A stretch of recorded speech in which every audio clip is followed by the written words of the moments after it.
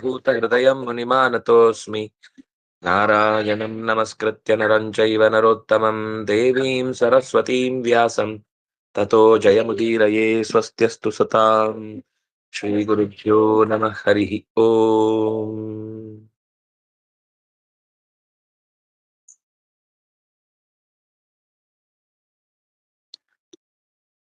ಪ್ರಹ್ಲಾದ ನರಸಿಂಹನನ್ನ ಸ್ತುತಿ ಮಾಡುವ ಸಾಲುಗಳನ್ನ ನಾವು ನೋಡುತ್ತಾ ಇದ್ದೆವು. ತುಂಬಾ ಅಪರೂಪದ ಸ್ತೋತ್ರ ಇದು. ವಸ್ತುತಃ ನರಸಿಂಹನ ಸ್ತೋತ್ರಗಳು ತುಂಬಾ ಇದೆ.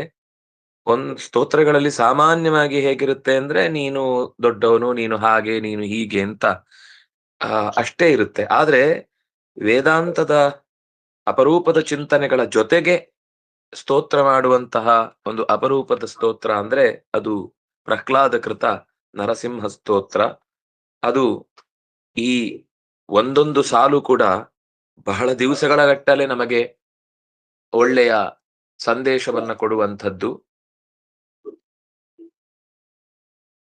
ಕಾಣಿಸ್ತಿಲ್ವಾ?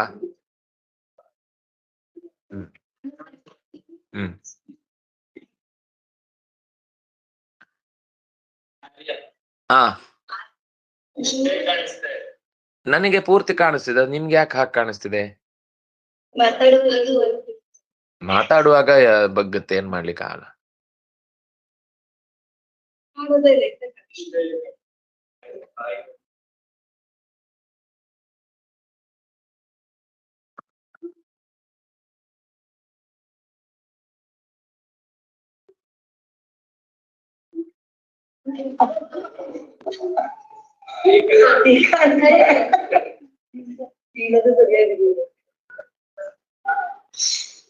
ಸರಿ.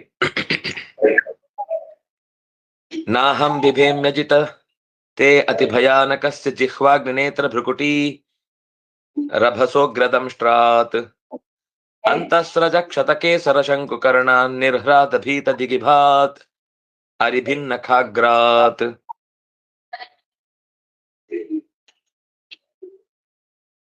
ನೀನು ಕೊಂದದ್ದಾಗಿದೆ, ಶಾಂತನಾಗು. ನೀನು ಶಾಂತನಾದಷ್ಟು ಲೋಕ ನೆಮ್ಮದಿಯಿಂದ, ಈಗಾಗಲೇ ಲೋಕಕ್ಕೆ ನೆಮ್ಮದಿ ಸಿಕ್ಕಿದೆ. ನಿನ್ನ ಈ ಶಾಂತ ರೂಪ ನೋಡಿದ್ಮೇಲೆ ಅವರಿಗೆ ಮತ್ತಷ್ಟು ಸಮಾಧಾನ ಆಗುತ್ತೆ. ವಿಭವಾಯ ಜನಾಸ್ಮರಂತಿ ಅಂತ ಹಿಂದೆ ಕೇಳಿತ್ತು.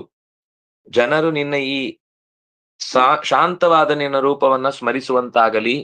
ನೀನು ಸಿಟ್ಟು ಮಾಡ್ಕೊಂಡಿದ್ರೆ ಅದೇ ಸಿಟ್ಟಿನ ರೂಪದ ನೆನಪು ನಮಗೆ ಭಕ್ತರಾದವರಿಗೆ ಮತ್ತೆ ಮತ್ತೆ ನೆನಪಾಗುವಾಗ ಭಯ ಉಂಟಾದೀತು ಅನ್ನುವ ಕಾರಣಕ್ಕಾಗಿ ನೀನು ಸಮಾಧಾನ ಮಾಡಿಕೋ ಅಂತ ಕೇಳಿದ್ದ. ಆದ್ರೆ ಹೇಳ್ತಾನೆ, ನಾಹಂ ಬಿಭೇಮಿ, ನಾನು ನಿನ್ನ ಈ ರೂಪವನ್ನ ಕಂಡು ಭಯಗೊಂಡಿಲ್ಲ, ನನಗೆ ಭಯ ಆಗುವುದೂ ಇಲ್ಲ. ಯಾಕಂದ್ರೆ ನೀನು ತಾಯಿ ಅಂತ ನಿನ್ನನ್ನು ನಾನು ತುಂಬಾ ಸರ್ತಿ ಅನುಭವಿಸಿ ಬಿಟ್ಟಿದ್ದೇನೆ. ತುಂಬಾ ತಾಯಿಯನ್ನ ಹಚ್ಚಿಕೊಂಡ ಮಗು, ತಾಯಿ ಬಿಡುಗಣ್ಣು ಬಿಟ್ರೆ ಮಗು ನಕ್ಕು ಬಿಡುತ್ತೆ, ತಾಯಿಗೆ ತಡ್ಕೊಳ್ಲಿಕ್ಕಾಗದೆ ಅವಳು ನಕ್ಕು ಬಿಡ್ತಾಳೆ.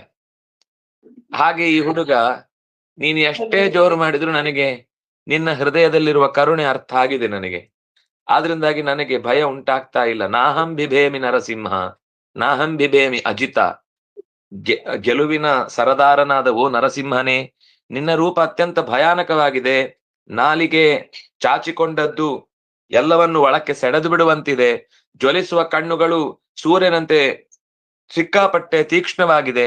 ಗಂಟು ಹಾಕಿದ ಹುಬ್ಬು, ಭೀಕರವಾದ ಕೋರೆ ದಾಡೆ, ಪ್ರತಿಯೊಂದು ಕೂಡ ನೆನೆಸಿದಾಗಲೆಲ್ಲ ಎದೆಯೊಳಗೆ ಝಲ್ ಅಂತ ಅನ್ನಿಸುವಂತೆ ಕಾಣಿಸ್ತಿದೆ. ಅದರ ಮೇಲೆ ನೀನು ಬೆರಳ ಎಡೆಗಳಿಂದ ಕಿತ್ತು ತೆಗೆದಂತಹ ಕೊರಳ ಮಾಲೆಯನ್ನ ಕೊರಳಿಗೆ ಅನಾಯಾಸವಾಗಿ ಧರಿಸಿರುವಂತಹ ಹೊತ್ತಿಗೆ ಆ ಕೆನ್ನೆಯ ಮೇಲೆ ನೆತ್ತರ ಹನಿಗಳು ಆ ಕೇಸರದ ಮೇಲೆ ಜಾರಿ ಬಿದ್ದಾಗ, ಜೊತೆಗೆ ಆ ಕಿವಿಗಳು ಗೂಟದಂತೆ ನಿಮಿರಿ ನಿಂತ ಹೊತ್ತಿನಲ್ಲಿ ಅದರ ಜೊತೆಗೆ ಘರ್ಜನೆಯ ಸದ್ದು ಕೂಡ ಇನ್ನೂ ಹೆಚ್ಚು ಭಯವನ್ನ ಹುಟ್ಟಿಸುವಂತದ್ದು. ಶತ್ರುವನ್ನ ಸೀಳಿದ ಅತ್ಯಂತ ಹರಿತವಾದ ಬೆಳಕನ್ನ ಚೆಲ್ಲುವ ನಖಗಳಿಂದ ನೀನು ಲೋಕಕ್ಕೆ ಕೊಡ್ತಾ ಇರುವಂತಹ ಸಂದೇಶ, ಶತ್ರುಗಳಿಗೆ ನಾನೆಂದೂ ಕೂಡ ಬೆನ್ನು ಬಿಟ್ಟು ಕೊಡಲಾರೆ. ಅಂದ್ರೆ ಅವರ ಬೆನ್ನು ಹಿಡಿದು ಅವರನ್ನು ಎಲ್ಲಿ ತಪ್ಪಿಸ್ಕೊಂಡ್ರು ಅವರನ್ನು ಹೋಗಿ ಬಾರಿಸಿಯೇ ನಾನು ಅವರನ್ನ ನಾಶ ಮಾಡ್ತೇನೆ ಅಂತ ಅನ್ನೋದು ಲೋಕ ಭಯಂಕರವಾದ ರೂಪ. ಆದ್ರೆ ನನಗ್ ಮಾತ್ರ ಭಯ ಆಗ್ತಾ ಇಲ್ಲ.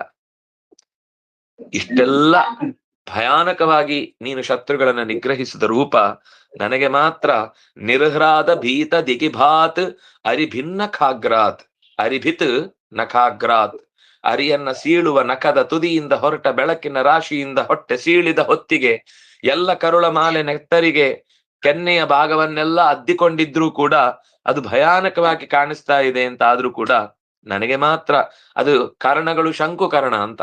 ಶಂಕುಕರ್ಣ ಅಂದ್ರೆ ನೆಟ್ಟಗೆ ಹೀಗೊಂದು ಚೂಪಾದ ಕಿವಿ, ಎರಡು ಕಿವಿಗಳು ಕೂಡ ಚೂಪಾಗಿ ನೆಟ್ಟಗೆ ನಿಂತಿದೆ, ಆದ್ರೆ ನನಗೆ ಅದು ಭಯ ಹುಟ್ಟಿಸ್ತಾ ಇಲ್ಲ. ತ್ರಸ್ತೋಸ್ಮ್ಯಹಂ ಕೃಪಣವತ್ಸಲ ದುಸ್ಸಹೋಗ್ರ ಸಂಸಾರ ಚಕ್ರ ಕದನಾತ್ ಕೃಷತಾಂ ಪ್ರಣೀತ ಬದ್ಧ ಸ್ವಕರ್ಮಭಿರುಷತ್ತಮ ತೇಂಘ್ರಿ ಮೂಲಂ ಭೀತಾಪವರ್ಗ ಮರಣಂ ಸಮಯಾಂ ತದಾನು. ನನಗೆ ನಿನ್ನ ಈ ರೂಪವನ್ನ ನೋಡಿದಾಗ ನಿನ್ನ ದಯೆ, ನಿನ್ನ ಕರುಣೆಯೇ ನೆನಪಾಗುತ್ತೆ ನನಗೆ. ಯಾಕೆಂದ್ರೆ ಯಾಕೆ ಈ ರೂಪ ನನಗೆ ಭಯ ಕೊಡ್ತಾ ಇಲ್ಲ ಅಂದ್ರೆ, ಅದಕ್ಕಿಂತ ಭಯ ಹುಟ್ಟಿಸುವಂತಹ ಸಂಸಾರದ ಭಯವನ್ನು ನಾನು ನೋಡಿ ಬಿಟ್ಟಿದ್ದೇನೆ. ಸಂಸಾರದ ಭಯದ ಮುಂದೆ ನೀನು ತೊಟ್ಟ ಈ ರೂಪದ ಭಯ ದೊಡ್ಡದು ಅಲ್ವೇ ಅಲ್ಲ. ಅವನು ಹೇಳುದು ಗಮನಿಸಿ, ಹೇ ಕೃಪಣವತ್ಸಲ, ಅತ್ಯಂತ ಕಷ್ಟದಲ್ಲಿರುವವರಿಗೆ ಪ್ರೀತಿಯನ್ನ ತೋರಿಸಿ ವಾತ್ಸಲ್ಯದಿಂದ ರಕ್ಷಿಸುವವನೇ, ದುಸ್ಸಹೋಗ್ರ ಸಂಸಾರ ಚಕ್ರ ಕದನಾತ್, ಸಹಿಸ್ಲಿಕ್ಕಾಗದ ಎದುರಿಸ್ಲಿಕ್ಕಾಗದ ಸಂಸಾರದ ಭಯಕ್ಕಿಂತ ದೊಡ್ಡ ಭಯ ಮತ್ತೊಂದಿಲ್ಲ. ಅದು ಪ್ರತಿಕ್ಷಣವು ನಮ್ಮನ್ನ ಹಿಂಡಿಕೊಳ್ಳುವಂಥದ್ದು. ಅಸಹನೀಯವಾದ ಭೀಕರವಾದ ಹುಟ್ಟು ಸಾವುಗಳಿಗೆ ಅದು ಗರಗಸದಂತೆ ಚಕ್ರ, ಹುಟ್ಟು ಸಾವಿನ ಅರಗಳು ನಮ್ಮನ್ನ ಸೀಳಿ ಸೀಳಿ ಮತ್ತೆ ಮತ್ತೆ ಹುಟ್ಟಿಗೆ ಮತ್ತೆ ಮತ್ತೆ ಸಾವಿಗೆ ತಳ್ಳುತ್ತಾ ಇರುತ್ತೆ. ಅದಕ್ಕೆ ಸಿಲುಕಿ ಸೊರಗಿದವನಿಗೆ ಈ ರೂಪ ಭಯ ಹುಟ್ಟಿಸುವುದಿಲ್ಲ. ಈ ರೂಪಕ್ಕೆ ನನಗೆ ಹೆದರಿಕೆ ಯಾಕೆ ಆಗ್ತಿಲ್ಲ ಅಂದ್ರೆ, ಕರ್ಮದ ಬಂಧನಕ್ಕೆ ನಾನು ಭಯ ಪಡ್ತೇನೆ. ಸಂಸಾರದ ಚಕ್ರದ ಹುಟ್ಟು ಸಾವುಗಳ ಚಕ್ರಕ್ಕೆ ಸಿಲುಕುವುದಕ್ಕೆ ನಾನು ಹೆದರುತ್ತೇನೆ. ನಿನ್ನ ಪಾದ ಮೂಲವನ್ನು ಆಶ್ರಯಿಸಿದ ಮೇಲೆ ಭೀತನಾಗಿ ಯಾರೇ ಒಬ್ಬ ವ್ಯಕ್ತಿ ಬಂದ್ರು ರಕ್ಷಣೆ ಕೊಡ್ತೇನೆ ಎನ್ನುವ ಧೈರ್ಯದ ನಿಲುವು ನೀನೇನ್ ತಾಳ್ತಿ, ಅದು ನಮಗೆ ಇದ್ದಾಗ ಕಾಣಿಸ್ತಿಲ್ವಾ? ಕಣ್ಣು ಕುರುಡಾಗಿದೆಯಾ ಅಂತ.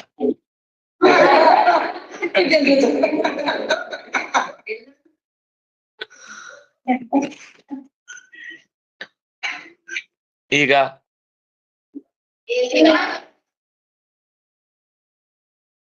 ಏನಾಯ್ತು?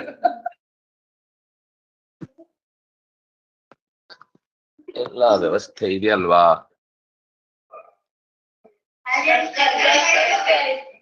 ಏನಾಯ್ತು?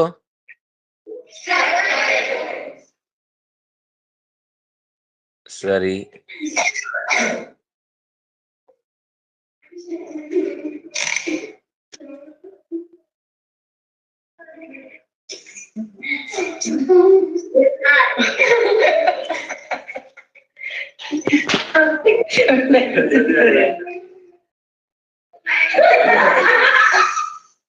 ಏನಾಯ್ತು? ಅಲ್ಲಿ ಹೊರಗೆ ಉಪಾಧ್ಯಾಯರದ್ದು ವಿಡಿಯೋ ಹಾಕ್ತಿದ್ದಾರೆ.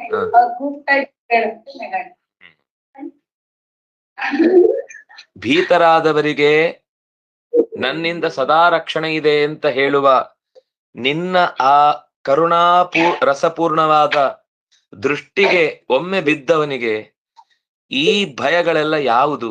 ಇದೆಲ್ಲ ಭಯವೇ ಅಲ್ಲ. ಹಾಗಾಗಿ ನಿನ್ನನ್ನ ಆಶ್ರಯಿಸ್ಬೇಕು ಅಂತ ಅನ್ನೋದೊಂದೇ ನನ್ನ ಜೀವನದ ಆಸೆ. ಭೀತಾಪವರ್ಗಂ ಅರಣಂ ಸಮಯಾಂ ಕದಾನು.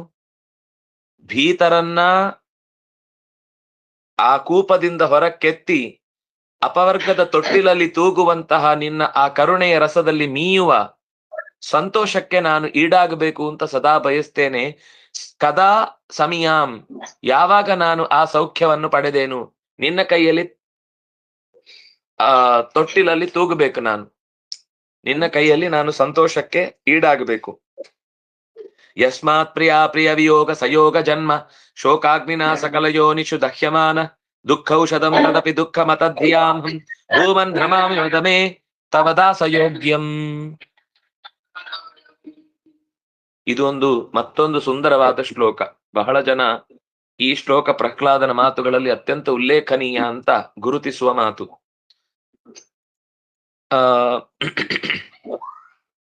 ಸಂಸಾರದಲ್ಲಿ ಏನೆಲ್ಲ ಆಗತ್ತೆ, ಪ್ರಿಯ ಅಪ್ರಿಯ, ವಿಯೋಗ ಸಯೋಗ, ಜನ್ಮ ಶೋಕ ಮೊದಲಾದ ಅಗ್ನಿಗಳು ನಿರಂತರ ಎಲ್ಲಾ ಶರೀರಕ್ಕೂ ಬಂದಾಗ ದಹ್ಯಮಾನ, ಅದು ಸುಡುತ್ತೆ. ಒಂದು ವಸ್ತು ಸಿಗುತ್ತೆ, ಸಿಕ್ಕಿತು ಅಂತ ಕಣ್ಣು ಮುಚ್ಚಿ ತೆರೆಯುವಷ್ಟರಲ್ಲಿ ಕೈಯಿಂದ ತಪ್ಪಿ ಹೋಗುತ್ತೆ. ಹುಟ್ಟಿದೆ ಅಂತ ಸಂತೋಷ ಪಡುವಷ್ಟರಲ್ಲಿ ಸಾವು ಎರಗಿ ನುಂಗಿ ಬಿಡುತ್ತೆ. ಸತ್ತೆ ಅನ್ಕೊಳ್ಳೋಷ್ಟವರೆಗೆ ಮತ್ತೊಂದು ಗರ್ಭದಲ್ಲಿ ಬಿದ್ದು ಮತ್ತೆ ಬೇಯುವ 9 ತಿಂಗಳ ಕತ್ತಲೆಯ ಕೋಣೆಯಲ್ಲಿ ಕೊಳಿಬೇಕಾಗುತ್ತೆ. ಕೊಳುತ್ತೆ, ಅಲ್ಲೇ ಮುಗೀತು ಕತೆ ಅಂತ ಅನ್ಕೊಂಡ್ರೆ ಮತ್ತೂ ಹೆಚ್ಚು ಕರ್ಮಗಳ ಪಾಕಕ್ಕೆ ಬೀಳುವ ಹಾಗೆ ಮತ್ತೊಂದು ಹುಟ್ಟು ಬರುತ್ತೆ. ಹೀಗೆ ಶೋಕಗಳ ಅಗ್ನಿಯಿಂದ ಸಕಲ ಯೋನಿಗಳಲ್ಲೂ ನುಗ್ಗಿ ನುಗ್ಗಿ ಬೆಂಕಿಯಲ್ಲಿ ಅದು ಬಾಣಲೆಯಿಂದ ಬೆಂಕಿಗೆ ಬಿದ್ದಂತೆ ಅನ್ನುವ ಹಾಗೆ ನಿರಂತರ ಈ ಸಂಸಾರದ ಚಕ್ರದಲ್ಲಿ ಎಲ್ಲಿ ಓಡಾಡಿದ್ರು ದುಃಖವೇ ಬೆನ್ನಟ್ಟಿಕೊಂಡು ಬಂದದ್ದು ನೋಡಿ ಅನುಭವಿಸಿದ ಮೇಲೆ ನಿನ್ನ ಈ ರೂಪದಿಂದ ಭಯ ಆಗುತ್ತೆ ಅನ್ನೋದು ಅರ್ಥವೇ ಆಗದ ಸಂಗತಿ. ಯಾಕೆಂದ್ರೆ ದುಃಖಗಳನ್ನ ಪರಿಹರಿಸಿಕೊಳ್ಳಬೇಕು ಅಂತ ನಾನೇನೋ ಮಾಡಿದ ಅಥವಾ ಒಬ್ಬ ಮನುಷ್ಯ ಏನೇ ಮಾಡಿದ ಕರ್ಮಗಳು ಕೂಡ ಮತ್ತಷ್ಟು ದುಃಖಕ್ಕೆ ಕಾರಣ ಆಗುತ್ತೆ ಅಂತಂದ್ರೆ ಅದು ಶಬ್ದ ಗಮನಿಸಿ. ದುಃಖೌಷಧಂ ತದಪಿ ದುಃಖಮತ್ ದುಃಖಂ ಅತದ್ಧಿಯಾಮಹಂ ಅತದ್ಧಿಯಾಂ ಧಿಯಾ ಅಹಂ. ಅಂದ್ರೆ ಏನೋ ಗಾಯ ಆಯ್ತು, ಅದನ್ನ ಪರಿಹರಿಸ್ಲಿಕ್ಕೆ ಅಂತ ಒಂದೇನು ಮುಲಾಮ್ ಕೊಟ್ಟು ಹಚ್ಚಿದ್ರು.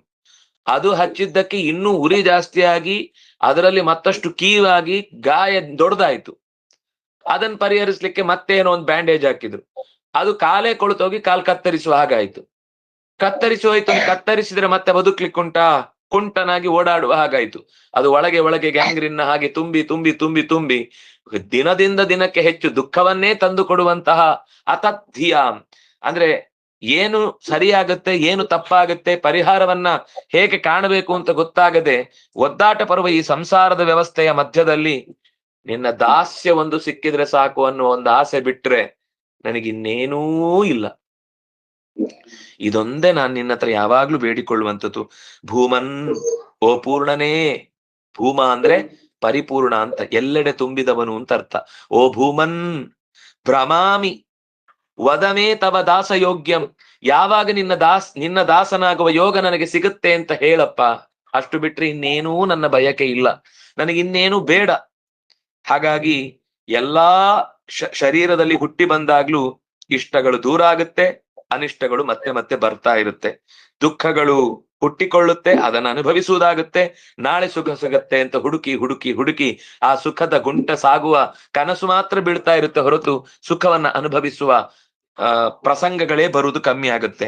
ಬೆಂಕಿಯಂತೆ ನೋವುಗಳು ಸುಡುತ್ತಾ ಏನು ಪರಿಹಾರ ಅಂತ ಏನೋ ಒಂದು ಪರಿಹಾರಕ್ಕಾಗಿ ಪ್ರಯತ್ನವನ್ನ ಪಟ್ರೆ ಮತ್ತೆ ದುಃಖಗಳೇ ಮತ್ತೊಂದು ರೂಪದಿಂದ ಮತ್ತಷ್ಟು ತೀವ್ರವಾಗಿ ಬಂದು ಕಾಡಿ ಯಾಕಾದ್ರೂ ಆ ಪರಿಹಾರವನ್ನ ಮಾಡಿಕೊಂಡೋ ನಾನು ಅಂತ ನನಗೇ ನಾನು ಶಾಪ ಹಾಕಿಕೊಳ್ಳುವಂತಹ ದುಸ್ಥಿತಿ ಬರುವ ಹೊತ್ತಿನಲ್ಲಿ, ಓ ಪೂರ್ಣನೇ, ನಿನ್ನ ದಾಸ್ಯ ಒಂದೇ ಈ ದುಃಖಕ್ಕೆ ಪರಿಹಾರ ಅನ್ನುವುದನ್ನ ಕಂಡುಕೊಂಡಿದ್ದೇನೆ. ಅದನ್ನ ಪಡೆಯುವ ಉಪಾಯ ಏನು ಅಂತ ನನಗೆ ಹೇಳು. ಸೋಹಂ ಪ್ರಿಯಸ್ಯ ಸುಹೃದಃ ಪರದೇವತಾಯಾಃ ಲೀಲಾ ಕಥಾಸ್ತವ ನೃಸಿಂಹ ವಿರಿಂಚ ಗೀತಾಃ ಅಂಜಸ್ತರಾಮ್ಯನುಗಣನ್ ಗುಣ ವಿಪ್ರಮುಕ್ತೋ ದುರ್ಗಾಣಿತೆ ಪದಯುಗಲ. ಹೇ ನರಸಿಂಹ, ಅತ್ಯಂತ ಪ್ರಿಯ ನೀನು, ಅತ್ಯಂತ ಹಿತೈಷಿ ನೀನು, ಎಲ್ಲದಕ್ಕಿಂತ ಹಿರಿಯ ದೇವತೆ ನೀನು. ಬ್ರಹ್ಮಾದಿ ದೇವತೆಗಳು ನಿನ್ನ ಲೀಲೆಗಳನ್ನು ನಿರಂತರ ಕೊಂಡಾಡುತ್ತಾ ಇರ್ತಾರೆ. ಪ್ರಿಯಸ್ಯ ಸುಹೃದಃ ಪರದೇವತಾಯಾಃ ಲೀಲಾ ಕಥಾಃ ವಿರಿಂಚ ಗೀತಾಃ. ವಿರಿಂಚ ನಿನ್ನ ಲೀಲೆಗಳನ್ನ ಬಾಯಿ ತುಂಬಾ ಹೊಗಳುತ್ತಾ ಇರ್ತಾನೆ. ಒಂದು ದಿವಸ ಅವನು ಬಾಯಿ ಸುಮ್ನೆ ಇರುವುದು ಅಂತಿಲ್ಲ. ಅಥವಾ ನಾನು ಯಾಕೆ ಹೇಳಿ, ಈಗಾಗ್ಲೇ ಒಳ್ಳೆ ಪದವಿಯಲ್ಲಿದ್ದೇನೆ, ನನಗೇನ್ ಸಂಬಂಧ, ಅವನಿದ್ರೆ ಅವನ್ ದೊಡ್ಡವನು. ಬಹಳ ಮಂದಿ ತಾವೊಂದು ಸ್ಥಾನಕ್ಕೆ ಏರಿದ್ಮೇಲೆ ತಮಗೆ ಯಾರಿಂದ ಆ ಸ್ಥಾನ ಬಂತವರನ್ನ ಮರೆತು ತಾವೇ ದೊಡ್ಡವರು, ನಮ್ಮ ಸ್ವ ಶಕ್ತಿಯಿಂದ ಅಥವಾ ಸ್ವ ಸಾಮರ್ಥ್ಯದಿಂದ ನಾವಿದನ್ನ ಸಂಪಾದಿಸಿದ್ದೇವೆ ಅಂತ ಅದನ್ನ ನಿರಾಕರಿಸ್ತಾರೆ ಅಥವಾ ಮರ್ತು ಬಿಡ್ತಾರೆ. ಆದ್ರೆ ವಿರಿಂಚ ಗೀತಾಹ, ವಿರಿಂಚನ ಮಾತುಗಳಲ್ಲಿ ಯಾವಾಗ್ಲೂ ನಿನ್ನ ಬಗೆಗಿನ ಗುಣಗಾನಗಳೇ ಇರ್ತಾವೆ ಹೊರತು ಎಂದೂ ಕೂಡ ನಾನು ಹೀಗೆ ಮಾಡದೆ ಹಾಗೆ ಮಾಡದೆ ಅಂತ ಹೊಗಳಿಕೆ ಮಾತೆ ನನ್ನ ಕಿವಿಗೆ ಇಲ್ಲಿ ತನಕ ಬಿದ್ದಿಲ್ಲ. ಅವನ ಸ್ತೋತ್ರದ ಮುಂದೆ ನಾನೇನ್ ಹಾಡ್ಲಿ, ಕೋಗಿಲೆ ಹಾಡ್ತಾ ಇರ್ಬೇಕಾದ್ರೆ ಕಾಗೆಗೇನ್ ಕೆಲ್ಸ?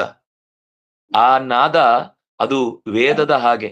ಅವನ್ ಏನೇ ಹಾಡಿದ್ರು ಅದು ಶಾಶ್ವತ ಗೀತ. ಅದು ಯಾವತ್ತೂ ಒಂದು ದಿವಸ ಹಾಡ್ಲಿಕ್ಕೆ ಆಗುವಂತದ್ದಲ್ಲ. 100 ಬಾರಿ ಹಾಡಿದಷ್ಟು ಪುಣ್ಯ ತಂದು ಕೊಡುತ್ತೆ. ನಾವು ಯಾವ್ದಾದ್ರೂ ಆ ಕಾದಂಬರಿ ಚೆನ್ನಾಗಿದೆ ಅಂತ 100 ಸರ್ತಿ ಪಾರಾಯಣ ಮಾಡ್ಲಿಕ್ಕಾಗತ್ತಾ? ಗೀತೆ 100 ಸರ್ತಿ ಪಾರಾಯಣ ಮಾಡ್ಬೋದು. ಅದು ಎಷ್ಟೇ ದೊಡ್ಡ ಕವಿ ಇರ್ಬೋದು, ಎಷ್ಟೇ ದೊಡ್ಡ ಕಾವ್ಯ ಇರ್ಬೋದು. ಆದ್ರೆ ಕಾವ್ಯವನ್ನ ಪಾರಾಯಣ ಮಾಡಿ ನಾವು ಬಾಯ್ಪಾಠ ಬಂದ್ಮೇಲೂ ದಿನಾ ಪಾರಾಯಣ ಮಾಡುದು ರಘುವಂಶ. ಅದಾದ್ರೂ ರಘುವಂಶ ರಾಘವನ ಕಥೆ ಆದ್ರಿಂದಾಗಿ ಹೊಂದಬಹುದೋ ಏನು. ಅದು ಬಿಟ್ಟು ಉಳಿದಂತೆ ಲೋಕದಲ್ಲಿ ಅತ್ಯಂತ ಹೆಚ್ಚು ವರ್ಣನೀಯವಾದ ಅಲಂಕಾರ ವ್ಯಾಕರಣ ಬದ್ಧವಾದ ಗ್ರಂಥಗಳೇನೋ ಇದೆ, ನಮಗೆ ಬಹಳ ಖುಷಿ ಕೊಡುವಂತದ್ದು ಅಂತ ಹೇಳಿ ಪಾರಾಯಣದಿಂದ ಸುಖ ಸಿಗುವುದು ಅಂತಿದೆಯೋ? ಸಾಮಾನ್ಯ ಕಾವ್ಯ ಅಂದ್ರೆ ಸುಳ್ಳಿನ ಕಥೆ. ಯಾಕೆಂದ್ರೆ ಅದರಲ್ಲಿ ಹೊಗಳಿಕ್ಕೋಸ್ಕರ ಕಮಲದಂತಹ ಕಣ್ಣು, ನಾಸಿಕ ಸಂಪಿಗೆ ಅಂತದ್ದು ಅಂತ ಹೊಗಳುವಾಗ ನಿಜವಾಗಿ ಅದು ಎಷ್ಟಿದೆ ಅಂತ ಗೊತ್ತಿಲ್ಲ. ಅದೇ ಪುರಾಣದಲ್ಲಿ ಅಂತ ಹೊಗಳಿಕೆ ಮಾತು ಬಂದಾಗ ಅದರ ಹಿಂದೆ ಬಹಳ ಗಮನಿಸಬೇಕಾದ ಅವರ ವರ್ಣ ಅಥವಾ ಅವರ ಶರೀರ ಧರ್ಮಗಳನ್ನ ಹೇಳುವ ಮೂಲಕ ಅವರಲ್ಲಿರುವಂತಹ ಭಕ್ತಿ ಜ್ಞಾನಗಳ ಉತ್ಕರ್ಷವನ್ನದು ಹೇಳುತ್ತೆ ಹೊರತು ಕಾರಣ ಇಲ್ಲದೆ ಅಲ್ಲಿ ಹೊಗಳಿಕೆ ಇಲ್ಲ. ಯಾಕೆಂದ್ರೆ ಬರೆಯುವವರಿಗೆ ವ್ಯಕ್ತಿಯ ಯೋಗ್ಯತೆ, ಸಾಕತ್ತು, ಸಾಮರ್ಥ್ಯ ಗೊತ್ತಿದ್ದು ಬರೀತಾರೆ. ಈ ಕವಿಗಳಿಗೆ ನಮಗೆ ಓದುಗನಿಗೆ ಖುಷಿ ಆಗ್ಲಿ ಅಂತ ಬರೀತಾರೆ ಹೊರತು ನಿಜವಾಗಿ ಆ ವ್ಯಕ್ತಿ ಏನು ಅಂತ ನೋಡೂ ಇಲ್ಲ. ಅವರಿಗೆ ಯಾವುದೋ ಆಧಾರವಾದ ಗ್ರಂಥದಲ್ಲಿ ಚೂರು ಎಳೆ ಸಿಕ್ಕಿದ್ರೆ ಅದನ್ನ ಬೆಳೆಸಿ ಊರುದ್ದ ಸುತ್ತಿ ಬಿಡ್ತಾರೆ. ಮಾರುದ್ದ ಕಿವಿಗೆ ಮಾಲೆಗಳನ್ನ ಕಟ್ಟಿ ನಮಗೆ ಲಾಲ್ಬಾಗ್ ತೋಟಗಳನ್ನೇ ಸೇರಿಸಿ ಬಿಡ್ತಾರೆ ಕಿವಿ ಮೇಲೆ. ಆದ್ರೆ ನಿಜವಾಗಿ ಏನಿರುತ್ತೆ ಅಂತಾನೆ ಗೊತ್ತಿರುವುದಿಲ್ಲ.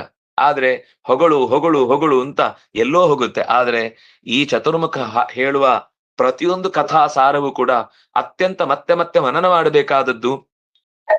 ಅವನು ಹೇಳುವ ಹಾಗೆ ನಾನು ಹೊಗಳಿಕ್ಕಾಗುದಿಲ್ಲ. ನನ್ನ ಶಕ್ತಿ ಅನುಸಾರ ಅಂಜಹ ಬಹಳ ಪ್ರಯತ್ನ ಪಟ್ಟು ಅನುಗೃಣನ್ ಅವನು ಹೇಳಿದ ಮಾತುಗಳನ್ನೇ ಅವನ ಎಂಜಲನ್ನೇ ನಾನು ಮತ್ತೆ ಉಚ್ಚರಿಸ್ತಾ ಇದ್ದೇನೆ. ಹೊಸದಾಗಿ ನಾವು ಹೇಳಲಿಕ್ಕೆ ಸಾಧ್ಯ ಇಲ್ಲ. ಅವ್ರು ಹೇಳಿ ಬಿಟ್ಟದ್ದನ್ನೇ ಮತ್ತೊಮ್ಮೆ ನಾವು ಹೇಳಿದ್ವಿ ಅಂತ ಹೆಮ್ಮೆ ಪಡುವಷ್ಟು ದೊಡ್ಡರಾಗಿ ನಾವು ನಿನ್ನನ್ನ ಸ್ತೋತ್ರ ಮಾಡ್ತೇವೆ. ಅಂಜಹ ಚೆನ್ನಾಗಿ ಗುಣವಿಪ್ರಯುಕ್ತ, ನೀನು ಎಲ್ಲ ಗುಣಗಳಿಂದ ತುಂಬಿಕೊಂಡವನು. ಆದ್ರೆ ಗುಣ ವಿಪ್ರಮುಕ್ತ. ವಿಪ್ರಮುಕ್ತ ಅಂದ್ರೆ ಈ ಸತ್ವರಜಸ್ಸು ತಮಸ್ಸು ಅನ್ನುವ ಗುಣಗಳ ಆ ಬಂಧನದಿಂದ ನಾನು ನೀಗಬೇಕು ಅಂತ ಬಯಸುವವನು. ನಾನೀ ನಿನ್ನ ಗುಣಗಳನ್ನ ಹೇಳುವ ಉದ್ದೇಶ ಏನು ಅಂದ್ರೆ ಲೋಕದಲ್ಲಿ ಕಟ್ಟಿ ಹಾಕುವ ಗುಣಗಳಿಂದ ದುರ್ಗಾಣಿ, ಅದು ಮತ್ತೆ ಮತ್ತೆ ಕಷ್ಟಗಳನ್ನೇ ಈಯುವಂಥದ್ದು.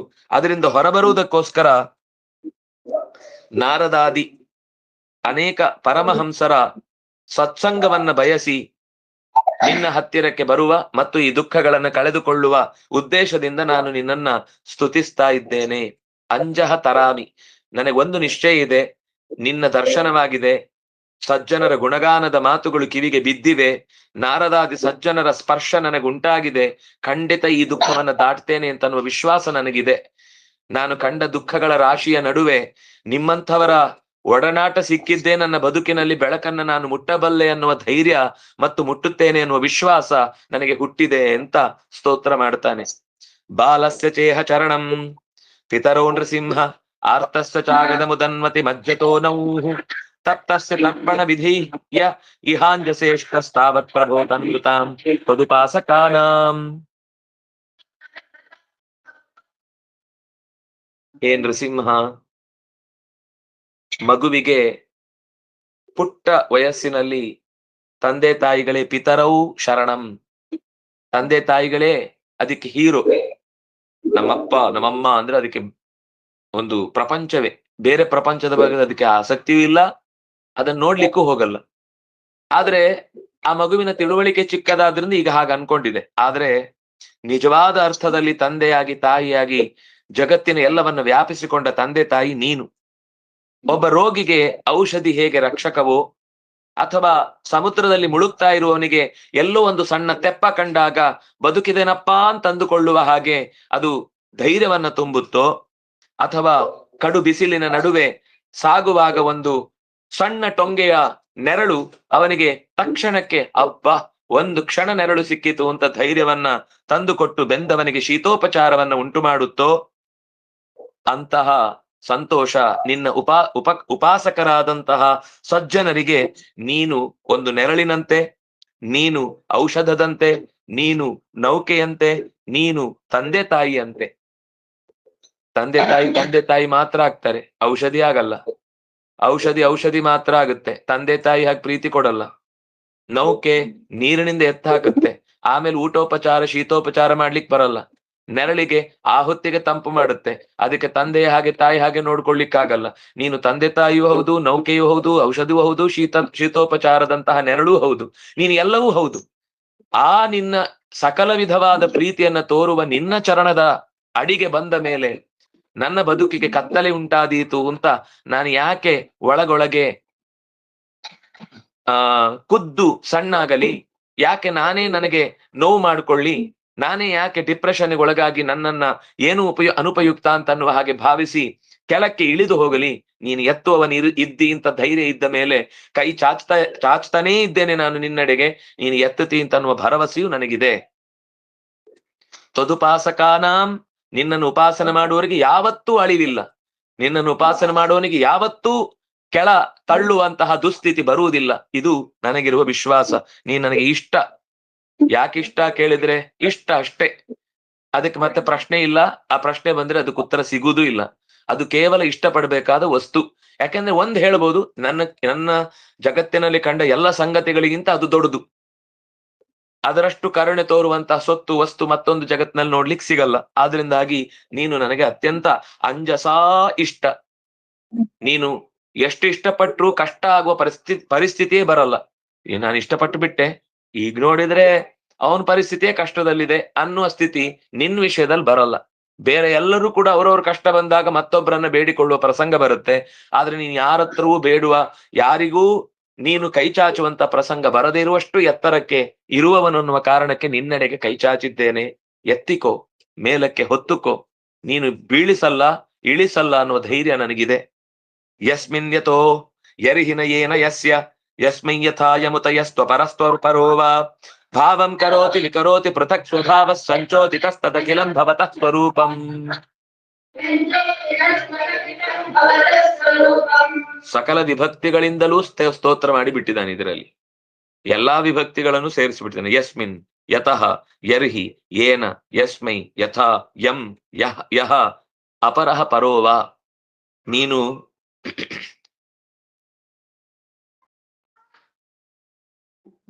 ಎಲ್ಲಾ ರೀತಿಯಿಂದಲೂ ಉಪಕಾರ ನಡೆಸುವವನು, ಉಪಕಾರ ಮಾಡುವವನು.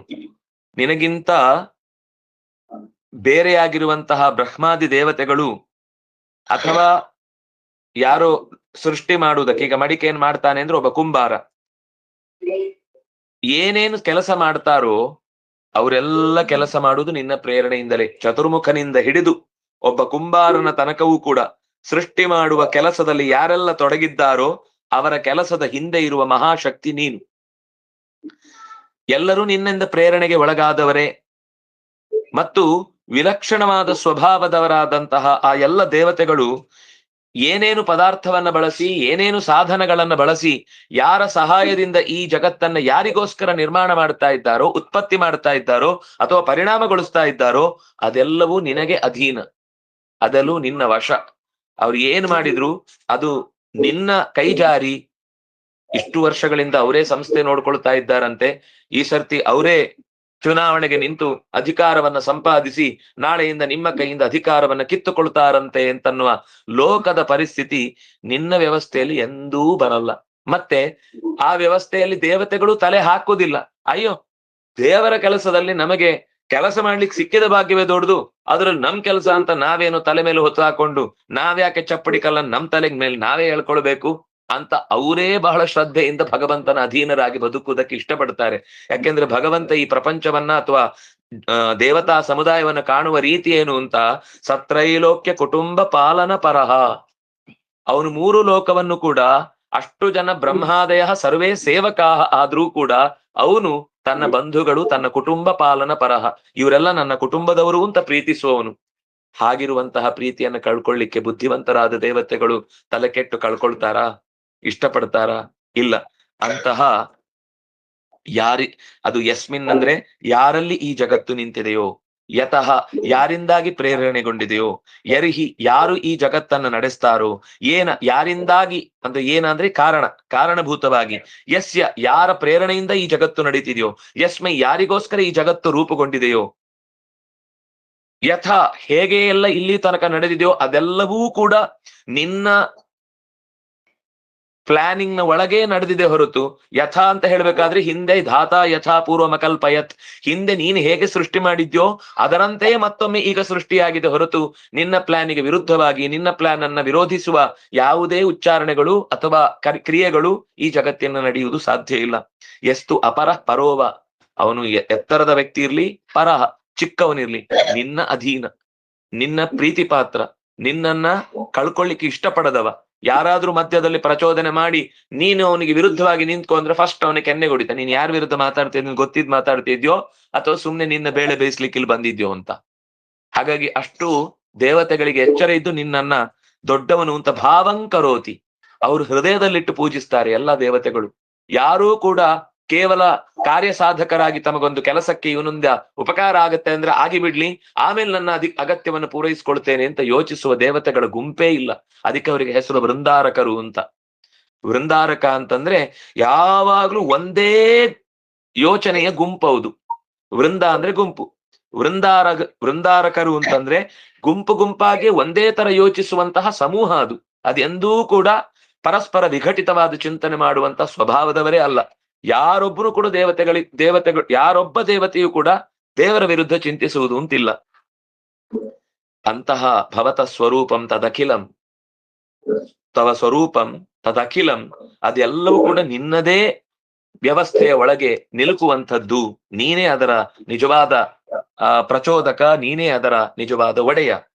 ಮಾಯಾ ಮನಸ್ಸೃಜತೆ ಕರ್ಮಮಯಂ ಬಲೀಯ ಕಾಲೇನ ಚೋದಿತ ಗುಣಾನ್ವತೇನ ಪುಂಸ ಛಂದೋಮಯಂ ಯದಜಯಾರ್ಷಿತ ಯದಜಯಾರ್ಪಿತ ಷೋಡಸಾರಂ ಸಂಸಾರ ಚಕ್ರಮಜ ಕೋಟಿ ತರೆ ತ್ವದನ್ಯಃ.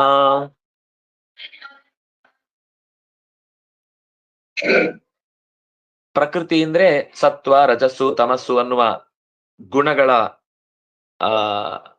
ಪ್ರಭಾವದಿಂದ ನಿರ್ಮಾಣಗೊಂಡಿರುವಂತಹ ಒಂದು ಜಡ ಮತ್ತು ಚೇತನಗಳ ಪ್ರಪಂಚ. ಸಮಸ್ತ ವಸ್ತುಗಳು ಕೂಡ ಜೀವರ ಬೆಳವಣಿಗೆಗೋಸ್ಕರ ಇದೆ. ಅವನಿಗೆ ಪುಣ್ಯವನ್ನ ಕೊಡುತ್ತೆ, ಕೆಲವೊಂದ್ ಸರ್ತಿ ಅದು ಪಾಪವನ್ನ ತಂದು ಕೊಡುತ್ತೆ. ಒಟ್ಟು ಪುಣ್ಯ ಪಾಪಗಳಿಗೆ ಕರ್ಮಗಳನ್ನ ನಡೆಸ್ಲಿಕ್ಕೆ ಬೇಕಿರುವ ವಾತಾವರಣವೇ ಈ ಪ್ರಕೃತಿ. ಇಲ್ಲಿ ಮನುಷ್ಯನಿಗೆ ಅನೇಕ ಸಂಕಲ್ಪಗಳಿವೆ, ಅನೇಕ ವಿಕಲ್ಪಗಳಿವೆ. ಹೀಗ್ ಮಾಡ್ಬೇಕು ಅಂತ ಮನಸ್ಸು, ಮಾಯಾ ಮನಸ್ಸೃಜತಿ, ಮನಃ ಕರ್ಮಮಯವಾದ ಬದುಕನ್ನ, ಅತ್ಯಂತ ಬಲಿಷ್ಠವಾದ ವಾತಾವರಣ ಅದು. ಕರ್ಮದಲ್ಲಿ ಒಮ್ಮೆ ಸಿಕ್ಕಿ ಹಾಕಿಕೊಂಡ್ರೆ ಮತ್ತೆ ಸುಲಭದಲ್ಲಿ ಬಿಡಿಸಿಕೊಂಡು ಬರುವುದು ಅಸಾಧ್ಯ. ಆದ್ರೆ ಕರ್ಮ ಮಾಡದೆ ಬದುಕ್ಲಿಕ್ಕಾಗುವುದೂ ಇಲ್ಲ. ಏನಾದ್ರೂ ಮಾಡ್ಬೇಕು ಅಂದ್ರೆ ಅದು ಕರ್ಮವೇ ಆಗಿರುತ್ತೆ. ಅದು ಮನಸ್ಸಿನಿಂದ ಮಾಡಿದ್ರು ಕರ್ಮ, ಮಾತಿನಿಂದ ಮಾಡಿದ್ರು ಕರ್ಮ, ಚಟುವಟಿಕೆಯಿಂದ ಮಾಡಿದ್ರು ಕರ್ಮ. ಹೀಗೆ ಎಲ್ಲಾ ತರದ ಕರ್ಮಗಳು ಮನೋಮಯವಾದಂತಹ ಸಂಸಾರದ ಚಕ್ರದಲ್ಲಿ 16 ಷೋಡಶ ಅರಂ, ಅರ ಅಂದ್ರೆ ಚೂಪು, ಷೋಡಶ ಅರ. ಈ ಚಕ್ರಕ್ಕೆ 16 ಚೂಪುಗಳಿವೆ. ಅದು ಷೋಡಶ ಪುರುಷ, 16 ಕಲೆಗಳ ಪುರುಷನಾಗಿ ಪರಮಾತ್ಮನನ್ನ ಚಿಂತಿಸುವುದಕ್ಕೆ ಕಾರಣವಾದಂತಹ ಯಾವುದೆಲ್ಲ ಆ ಅರಗಳು ಅಂದ್ರೆ 10 ಇಂದ್ರಿಯಗಳು, ಪಂಚಪ್ರಾಣಗಳು ಮತ್ತು ಮನಸ್ಸು. ಈ 16 ಅರಗಳಿಂದ ಕೂಡಿದ ಮನುಷ್ಯನೆಂಬ ಚಕ್ರ, ಮನುಷ್ಯನ ಶರೀರದೊಟ್ಟಿಗೆ ಸೇರಿಕೊಂಡಿರುವ ಚಕ್ರ, ಅದು ತಿರುಗ್ತಾನೇ ಇರುತ್ತೆ. ಪ್ರತಿ ಸರ್ತಿಯೂ ಹೋದಲ್ಲೆಲ್ಲ ನಾವು ಈಗ ಮುಗಿಯತ್ತೆ, ಈಗ ಗುರಿ ಸೇರ್ತೇವೆ, ಮುಗೀತಿಲ್ಲಿಗೆ, ಸಾಕಪ್ಪ ಸಾಕು ಅಂತ ಒಂದ್ಸರ್ತಿ ಕೈ ಚೆಲ್ತಾನೆ. ಮತ್ತೆ ಹುಟ್ಟಿ ಬಂದಾಗ ಯಥಾ ಪ್ರಕಾರ ಅದೇ ಸಂಸಾರದ ಸಣ್ಣ ಪುಟ್ಟ ಸುಖಗಳಿಗೆ ಮೈ ಮರೆತು ಮನಸೋತು ಅಲ್ಲೇ ಕಳಿಲಿಕ್ಕೆ ಶುರು ಮಾಡ್ತಾನೆ. ಮತ್ತೆ ಸ್ವಲ್ಪ ದೇಹದಲ್ಲಿ ಶಕ್ತಿ ಊನವಾದಾಗ ಅಯ್ಯೋ ಇದರಲ್ಲಿ ದುಃಖವೇ ಇದೆ ಅಂತ ಮತ್ತೆ ಬೇಸರ ಮಾಡ್ಕೊಳ್ತಾನೆ. ಕೊನೆಗೆ ನೆನಪಾಗುತ್ತೆ, ಮತ್ತೆ ಬೇಡ ಅಂತ ಅನ್ಕೊಂಡ್ ಸಾಯ್ತಾನೆ. ಮತ್ತೆ ಹೊಸ ಶರೀರ ಪಡೆದ ತಕ್ಷಣ ಮತ್ತೆ ಶಕ್ತಿ ಬರುತ್ತೆ. ಮತ್ತೆ ಯಥಾ ಪ್ರಕಾರ ನಂದೇ, ನಾನೇ, ನನ್ನಿಂದಲೇ ಅನ್ನುವ ಎಲ್ಲ ವಿಭಕ್ತಿಗಳಿಗೆ ಬಲಿಯಾಗಿ ಆ ವಿಭಕ್ತಿಗಳ ಸರಪಳಿಯಲ್ಲೇ ಸಿಕ್ಕಿ ಹಾಕಿಕೊಂಡು ತಾನೇ ತನ್ನನ್ನ ಒಂದು ಗೂಡೊಳಗೆ ಹಾಕಿಕೊಂಡು ನನ್ನನ್ನ ರಕ್ಷಿಸೋರಿಲ್ಲ ಅಂತ ಎಲ್ಲರನ್ನು ಬೈಕೊಂಡು ಕೂತಿರ್ತಾನೆ.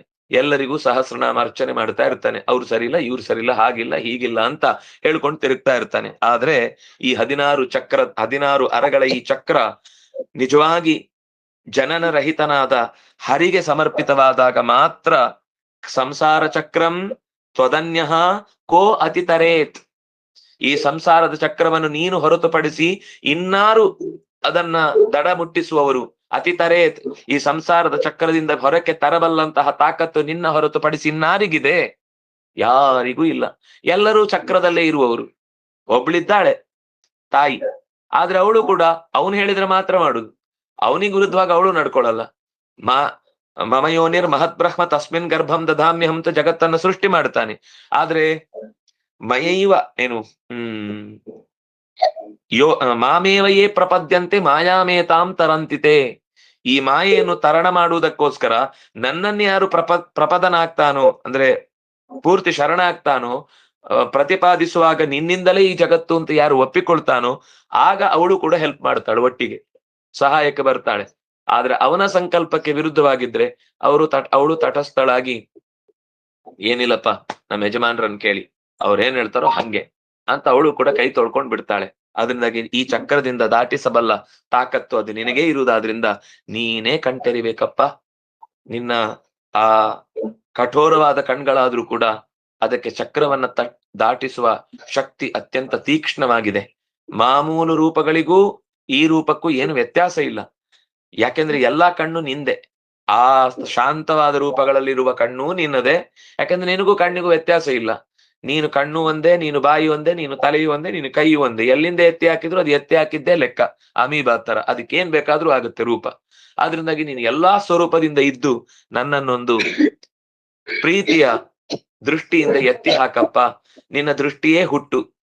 ಈ ಸಂಸಾರದ ಸಮುದ್ರದಲ್ಲಿ ನಿನ್ನ ದೃಷ್ಟಿಯ ಹುಟ್ಟಿನಿಂದ ಹುಟ್ಟಿಲ್ಲದಂತೆ ಅಜ ಅಲ್ವಾ ನೀನು? ನ ಜಾಯತೆ ಇತಿ ಅಜಃ. ನೀನು ಹುಟ್ಟಿಲ್ಲದವನು. ಸಂಸಾರದ ಸಮುದ್ರದಲ್ಲಿ ನಾವೊಂದು ಹುಟ್ಟು ಬೇಕಲ್ಲ ಮುಂದೆ ಹೋಗ್ಲಿಕ್ಕೆ. ನಿನ್ನ ದೃಷ್ಟಿಯೇ ಹುಟ್ಟು. ಇಲ್ಲಿ ಮತ್ತೆ ಮತ್ತೆ ಹುಟ್ಟುವುದು ಅನ್ನೋದೇ ಚಕ್ರ. ನಿನ್ನ ಕಣ್ಣೆಂಬ ಹುಟ್ಟಿನಿಂದ ಈ ಹುಟ್ಟನ್ನ ಹುಟ್ಟಡಗಿಸುವ ತಾಕತ್ತು ಹುಟ್ಟಿಲ್ಲದೆ ನಿನಗೆ ಮಾತ್ರ ಇದೆ.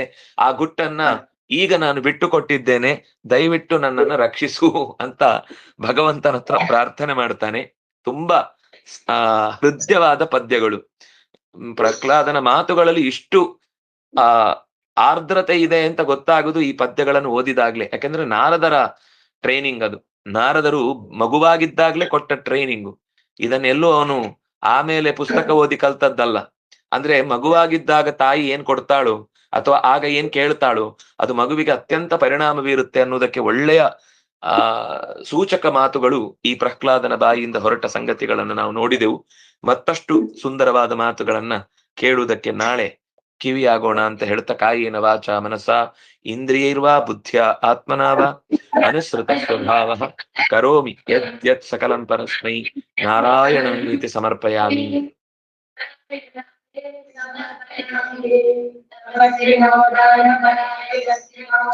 ಮನಸ್ವಿನೋ ಮಂತ್ರವಿದ ಸುಮಂಗಲಾಃ ಕ್ಷೇಮಂ ತಸ್ಮೈ ಸುಭದ್ರಶ್ರವಸೇ ನಮೋ ನಮಃ. ಬ್ರಹ್ಮ ಹರಿಃ ಬ್ರಹ್ಮಾಗ್ನೋ ಬ್ರಹ್ಮಣಾಹುತಂ ಬ್ರಹ್ಮೇಣ ಗಂತವ್ಯಂ. ಸರ್ವೇ ಭವಂತು ಸುಖಿನಃ ಸರ್ವೇ ಸಂತು ನಿರಾಮಯಾಃ ಸರ್ವೇ ಭದ್ರಾಣಿ ಪಶ್ಯಂತು ಮಾ ಕಶ್ಚಿತ್ ದುಃಖಭಾಗ್ ಭವೇತ್. ಧರ್ಮಸ್ಯ ವಿಜಯೋ ಭೂಯಾತ್ ಅಧರ್ಮಸ್ಯ ಪರಾಭವಃ ತದ್ಭಾವನಾ ಪ್ರಾಣಭೃತಾ ಭೂಯಾತ್ ವಿಶ್ವಸ್ಯ ಮಂಗಲಂ.